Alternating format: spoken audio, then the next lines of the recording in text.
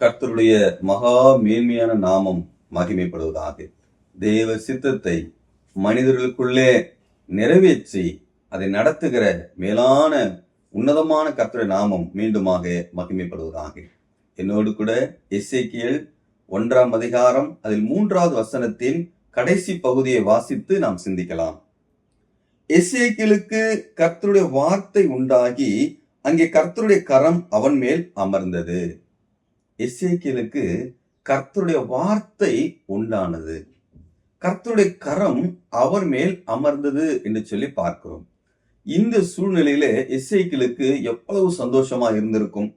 அதற்கு முன்னதாக எசேக்கியேலுடைய வாழ்க்கையில இப்ப எந்த சூழ்நிலை அவர் இருக்கிறார் என்று சொன்னால், பாபிலோன் தேசத்திலே அடிமைகளாக இருக்கிறார்.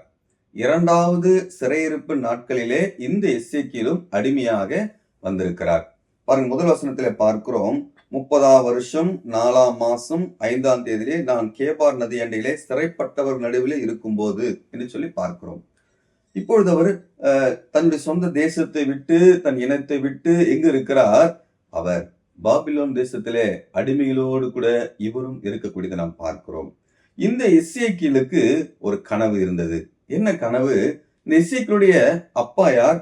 3ஆம் வசனத்துல பார்க்கிறோம், பூசி என்னும் ஆசாரியனுடைய குமாரன், அதாவது ஆசாரியனுடைய குமாரனாக இருக்கிறார். அப்படி என்றால் இந்த எசேக்கியேலுக்கு 30 வயது ஆகும் பொழுது ஆசாரியருடைய பணிகள் செய்யும்படியான பாக்கியம் பெற்ற ஒரு வாலிபன்.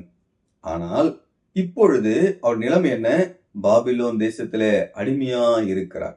பாருங்கள், தன் 20 வயதில் இருந்து இந்த ஆசாரிய பணி செய்வதற்கு தன்னை ஆயத்தம் செய்திருப்பார். ஒரு கனவோடு கூட அவர் வாழ்ந்திருப்பார்.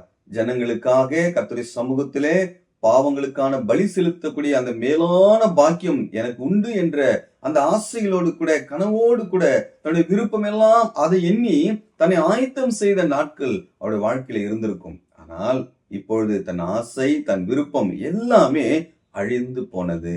அவருக்கு எங்க இருக்கிறார்?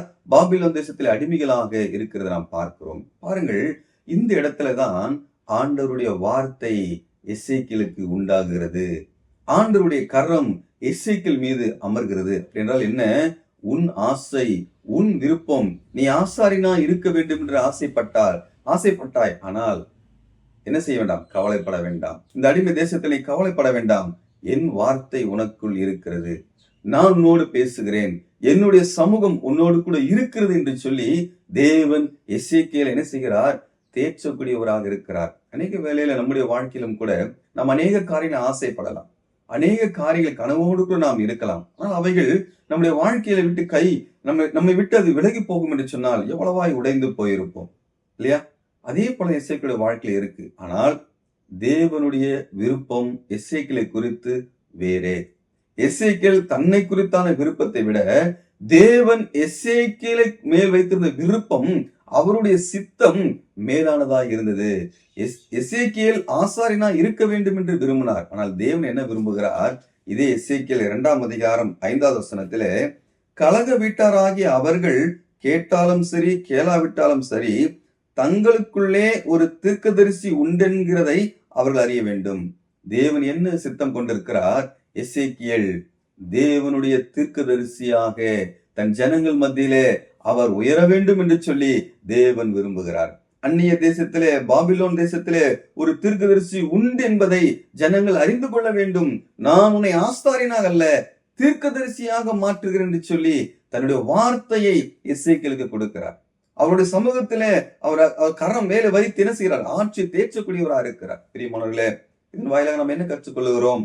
நம்முடைய விருப்பம் தோற்று போகலாம், ஆனால் உங்களை கொண்டு தேவன் உங்கள் மூலமாய் செய்ய வேண்டும் என்று அவர் விரும்பக்கூடிய காரியத்துக்கு நம்ம ஒப்பு கொடுக்கும் பொழுது நீங்கள் விரும்பின காரியத்தை விட அவர் கொடுக்கக்கூடிய காரியம் மேலானதாக இருக்கும் இல்லையா?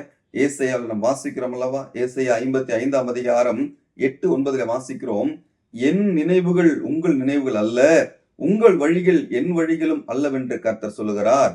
பூமியை பார்க்கிலும் வானங்கள் எப்படி உயர்ந்திருக்கிறதோ அப்படியே உங்கள் வழிகளை பார்க்கிலும் என் வழிகளும், உங்கள் நினைவுகளை பார்க்கிலும் என் நினைவுகளும் உயர்ந்திருக்கிறது. ஆம் பிரியமானவர்களே, உங்களை குறித்து தேவனுடைய நினைவுகள் உயர்ந்திருக்கிறது. ஆகையினாலே நாம் நம்முடைய விருப்பத்தை விட கர்த்தருடைய விருப்பத்தை நோக்கி பார்க்கும் பொழுது நம்முடைய வாழ்க்கையில தெய்வ சமாதானம் நிறைவாயிருக்கும். அவருடைய விருப்பம் நம்முடைய வாழ்க்கையில் நிறைவேறும் பொழுது அது கர்த்தருடைய உன்னதமான நோக்கத்தை நிறைவேற்றக்கூடிய பாதையில் நாம் இருக்கிறோம் என்ற சந்தோஷம் நம்முடைய வாழ்க்கையில் இருக்கும். ஆகையினாலே தெய்வ சித்தத்தை மாத்திரம் நோக்கி பார்ப்போம். அவருடைய விருப்பத்தை நிறைவேற்றுவோம். அவர் நாமம் மகிமைப்படட்டும்.